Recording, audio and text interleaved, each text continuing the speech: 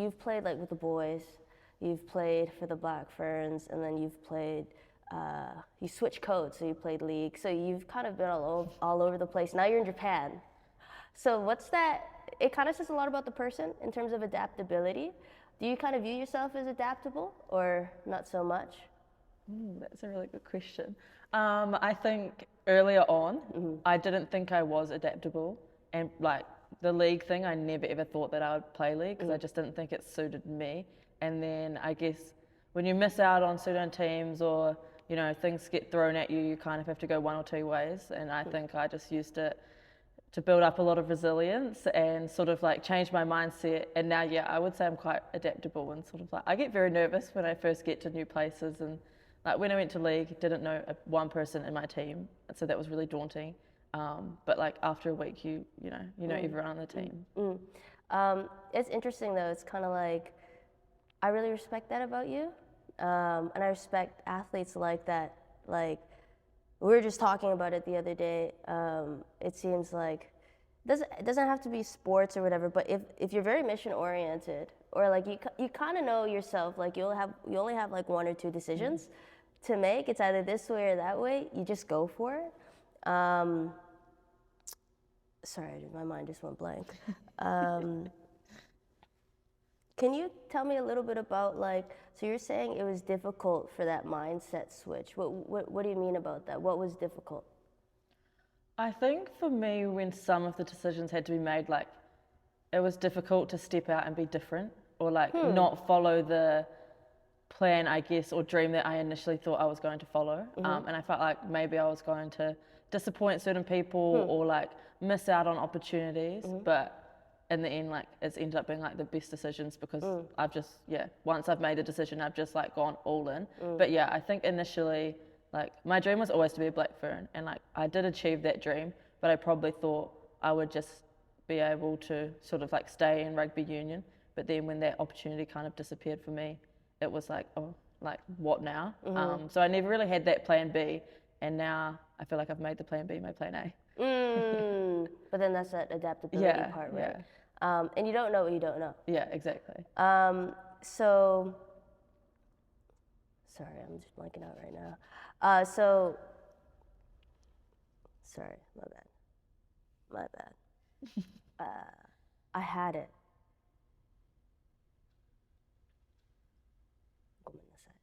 What does that mean?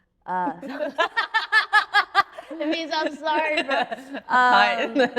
So throughout like your journey and looking at everything and kind of looking back, like what's something you're most proud of?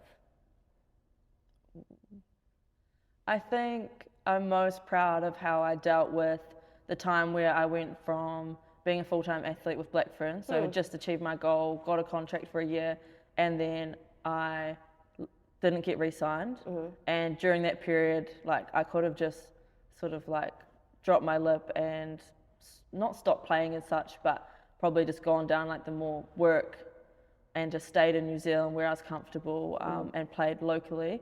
But I decided that that wasn't for me and that I wanted to keep being an athlete. So I think I'm most proud of my resilience during that probably like 3 to 4 month window where I didn't really know what next. And then saying yes to go into the NRLW is probably like one of the things I'm most proud of, because I wouldn't be where I am today without doing that, and I'm really happy in that space now. So do you feel more like yourself, like you can express yourself more in that space, or?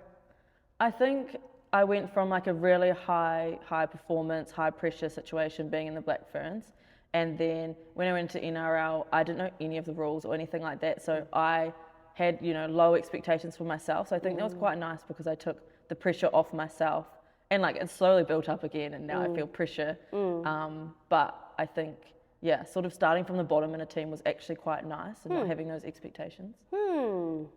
Interesting. Yeah. Because I actually find, well, it might be a little bit different because like I don't know how different like playing rugby league is to union. Like I don't know like what it's like playing, but I mean going from American football into rugby is like completely different. It's completely counterintuitive. Like for example, like if we're on defense in union and you get an interception, my immediate response has to be to go back, right? In football, my immediate response, the expectation is I have to look for the person in front of you and block them. Yeah. And so I kept doing that. And then coach was like, Pete, Raina, go back. Pete, Raina, go back. And then one time coach was like, run, you know, where we practice. He blew the whistle. He's like, run to the toilets, come back. I did it again. Raina, run to the toilets, come back. And I'm like, oh, like just to get that out of my head. So actually for me, I don't know, and I know every athlete's a bit different, but I had a lot of pressure on myself. And then just recently it started to be fun and stuff like that. Do you think, because I think the more you grow as an athlete, the better athlete, the more you grow as an individual, the better athlete you become. Do you kind of feel that with your journey? Like, do you think if you had started NRLW earlier, would you have been ready for it? You know, do you kind of think of that type of stuff, or?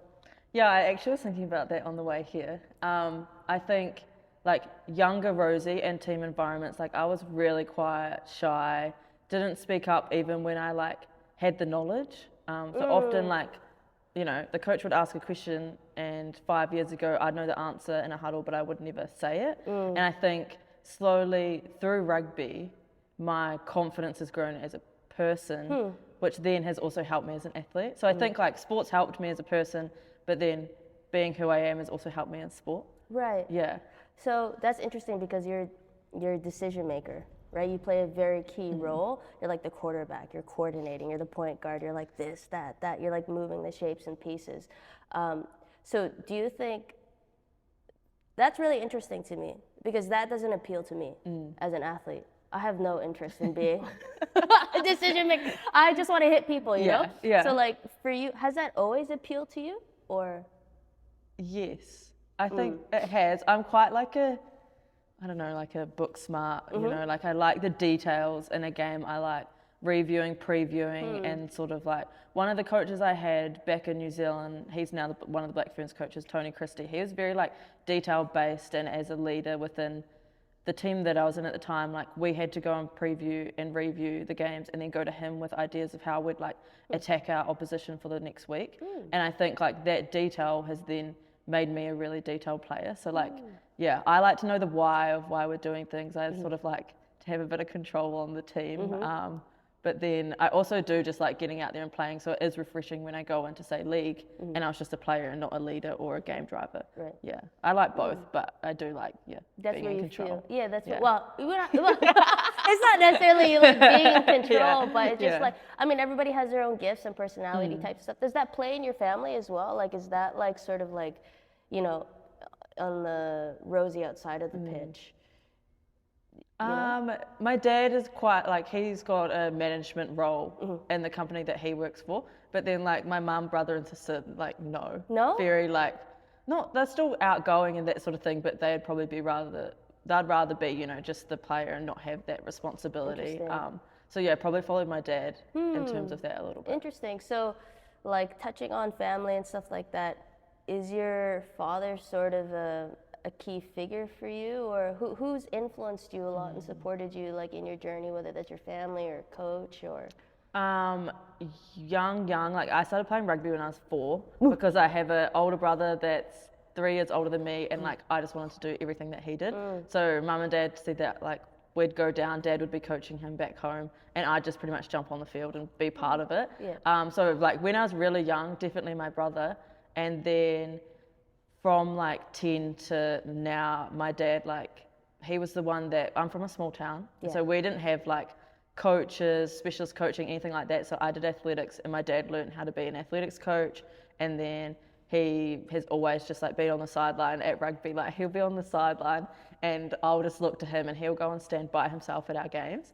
And he'll like just do little like gestures, like he thinks I should kick or like something like that. Like he's cute. Quite like, he gets very into it. But then I think mum's like the unsung hero that probably, you know, I never gave credit to initially, but she's the one now that I, you know, I'm on the phone if I've missed it on a team, like she's the first person I call, and we probably cry together sometimes, but she's sort of like that emotional support, and then dad's sort of taught me that resilience and like work ethic. Yeah, that's so cool. Oh, you have like a strong team and stuff like that.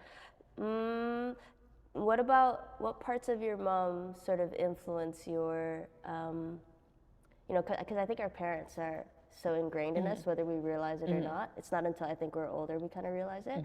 But in terms of your leadership style, I'm sure your mom kind of shows through a little bit, no? I think like my willingness to sort of like show my emotion and talk about how I'm actually feeling. Like I was one of those kids that was like a closed book. Like I never talked about how I was feeling. Went to boarding school, told mum and dad I never got homesick, but like I definitely got homesick, you know? So I think slowly as I've gotten older and closer with mum and then my sister, so she's like pretty much my best friend, like we call each other 24/7 like every day, and then mum as well.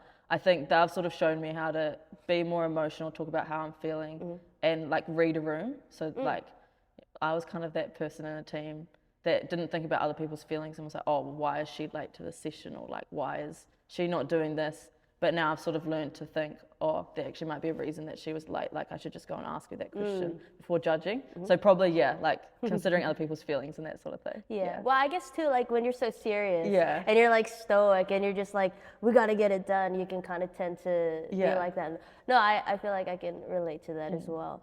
Do you think, in terms of like, this is really interesting to me. So like, there are things about a person, because you've been playing since you were 4, right? So there are things about a person that obviously evolves and changes, but then there's a constant thing that doesn't change. That's just like Rosie, since you're 4 all the way up until now. Are there things that sort of pop in your head, like changes as well as things that are just so you?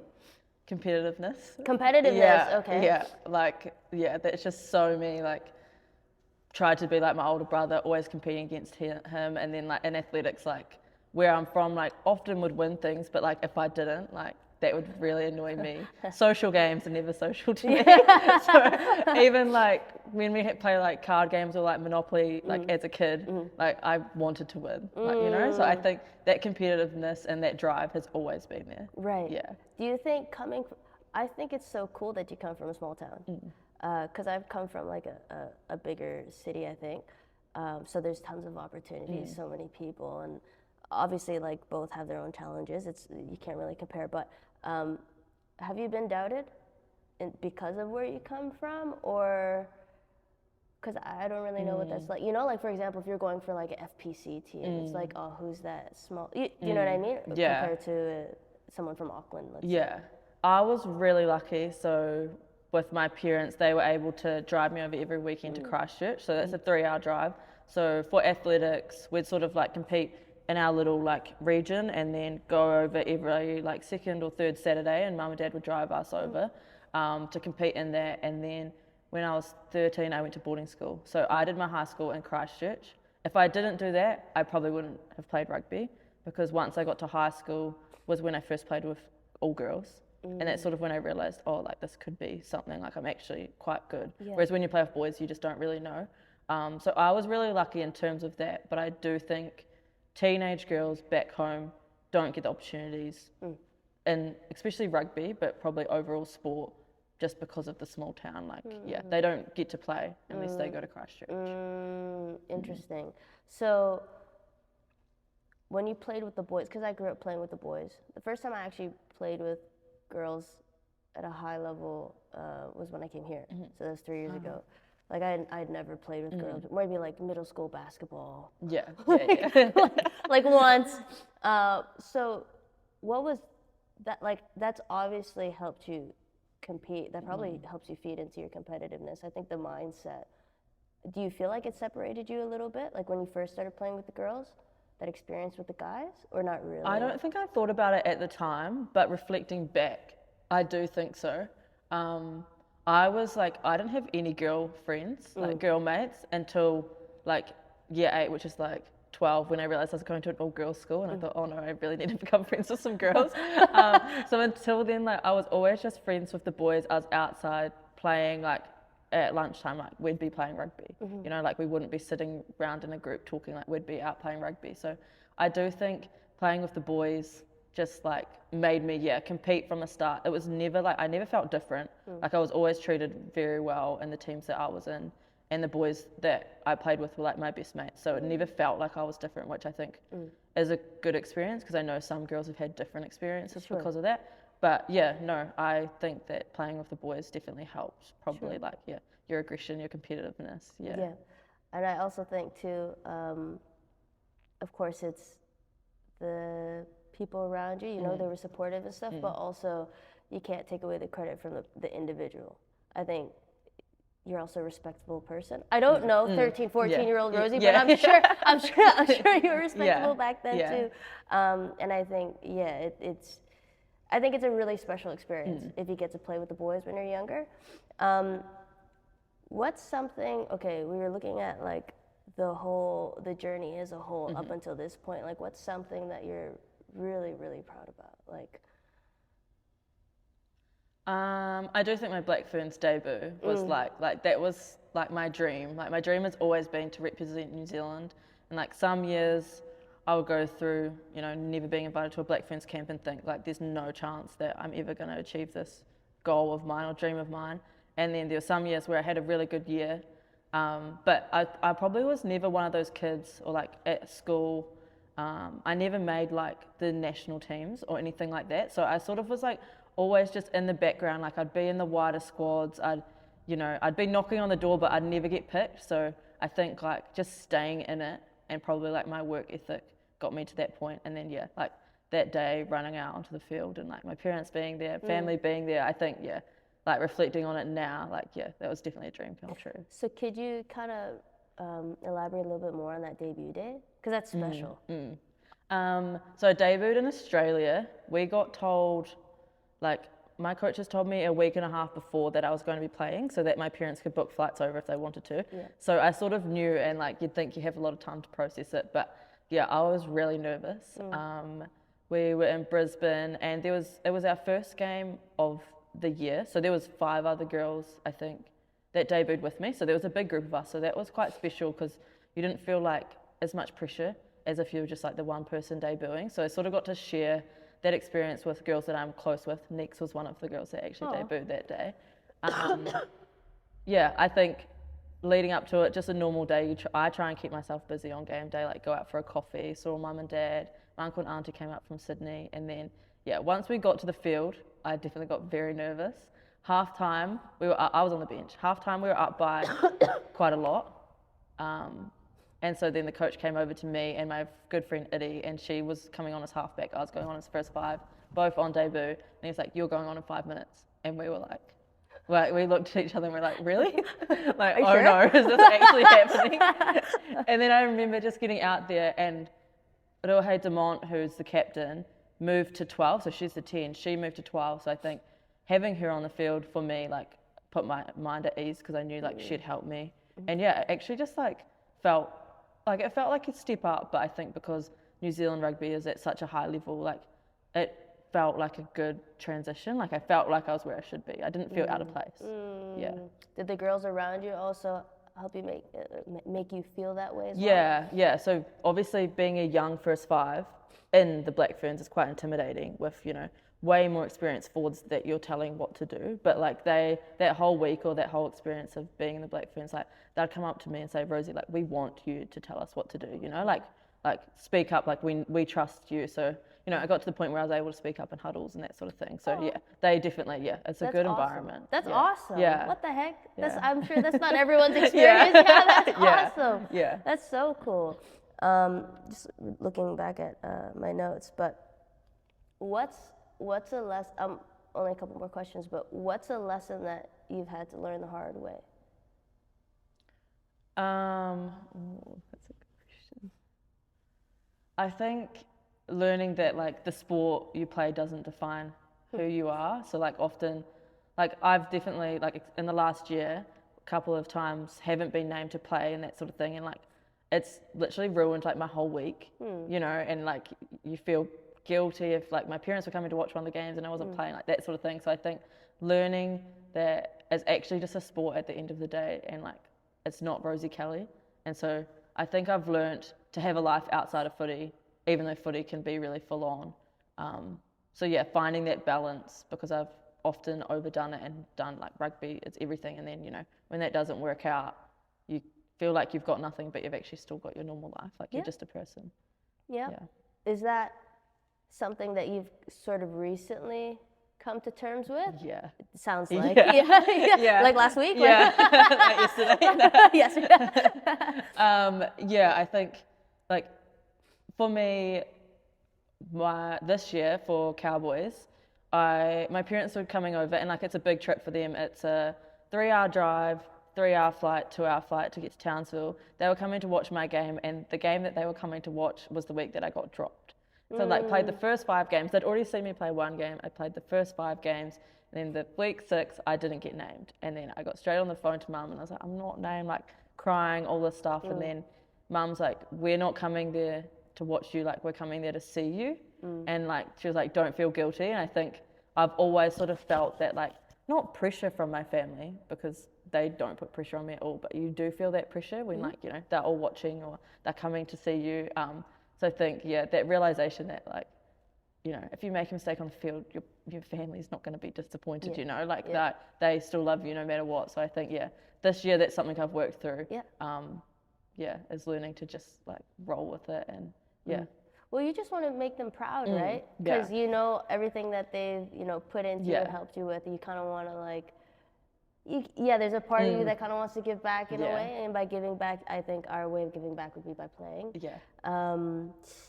That's awesome though. Like you have like such a supportive family. Like I remember growing up, because I played with the boys, and like the demographic of people who play American football is like, normally you have issues. You know, like so you have like some scars and stuff. You know, like. So sometimes, well, a lot of times, a lot of the boys, their parents won't come and stuff like that. But my mom was always there. So I'm always happy when like people's families are really involved, and it's just very heartwarming. One thing that I do like to ask people is, what's an insight or something that you've had on your mind recently, or like, not necessarily that, something that you wish you were asked. So it's like open floor, basically. Something I wish I was asked. Yeah. You're like, oh, that'd be really cool if I was asked that. Or like, because sometimes we get asked the same thing over and over and over again. You can take your time. I'll look at you. I'm really not sure what I'm about. That's okay. Or something that's important to you, or something that's underlooked, or it could be anything.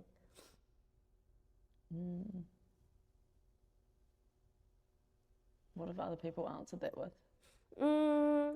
Well, I had a boxer. That's a good question. I had a boxer on who said, well, he's a super pro fighter, and he was just like, basically just talking about the critics and like we're humans, and that's something that like gets to him. There's another person, a Canadian rower. She was just talking about how just receiving more support from the government, like funding and stuff, like because Canada overall, like winter sports and summer sports would kill it. But I think I have an answer. Yeah. Wait, I think that's okay. That's okay. It doesn't have to be perfect, you know? Yeah.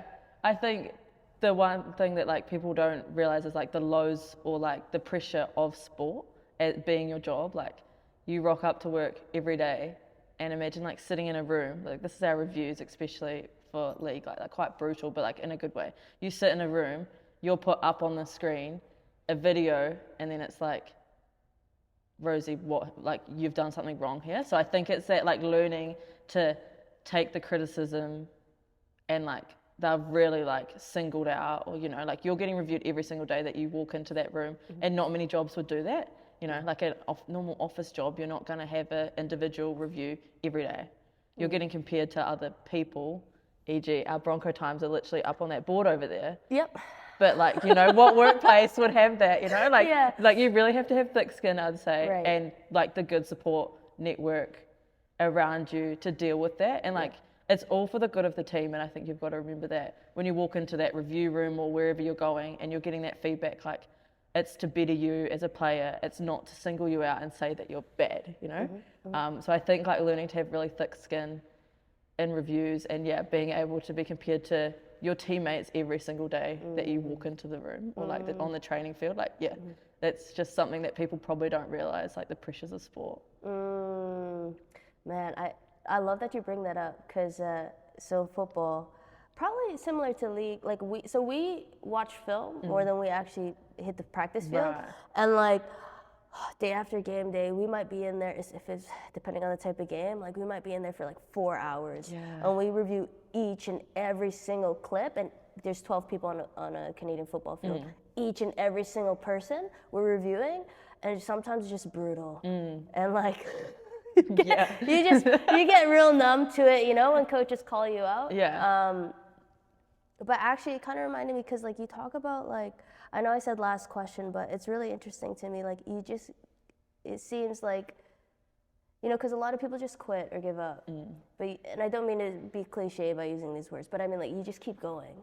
You know, oh, I didn't get picked this week. Oh, I was debuting the 5 games, but the last one when my parents are coming, I'm not picked. Like, but do that enough times, a lot of people kind of, you know what, this is not for me.